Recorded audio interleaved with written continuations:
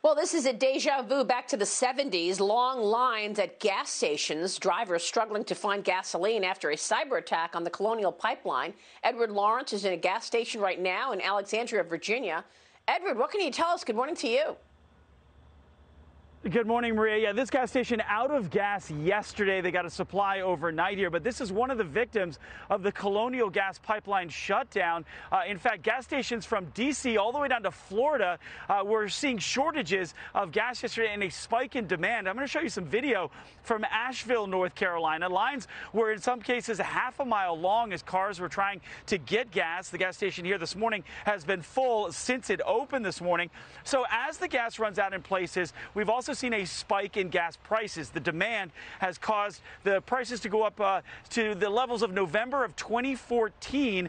No gas is still flowing through the pipeline. One industry consultant told me that the East Coast is losing about 2.5 million barrels a day related to this. That's 45% of the fuels for the East Coast. Now, the company's saying that it should have supply up by tomorrow. But again, industry insiders are telling me this is a wake-up call. Listen.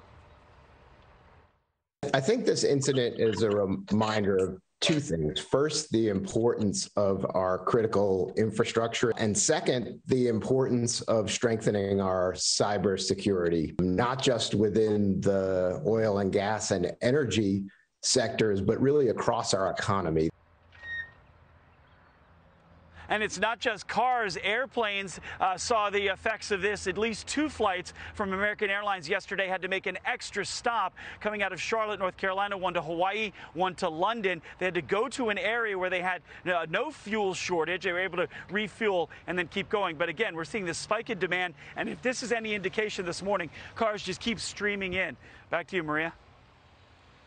Yeah, I understand the idea around this cyber threat. What about the threat as a result of bad policy, Edward? The shutdown of the XL pipeline has been talked about by AGs suing the administration. The idea of not being energy independent because of that. Tell us how that plays into all of this. Yeah, and furthermore, the industry expert that I talked with here, he said, we have one pipeline that supplies from Texas, goes all the way up to New York. If that pipeline goes down, which it did, you see the effects of it. So there are no other pipelines that are in the work. In fact, permits are being pulled from a natural gas pipeline. It's just not getting those federal permits that's supposed to go from West Virginia to Virginia. So, this is an indication of a greater issue possibly down the road. If you constrict the supply, this is what happens. You have a spike in prices, and that's going to play into inflation going forward. So there are some concerns by the industry about the fact that we're reliant on basically that one pipeline, and there aren't more supply avenues being added in the United States. Yeah. All right, Edward, thank you so much. Edward Lawrence this morning in Alexandria.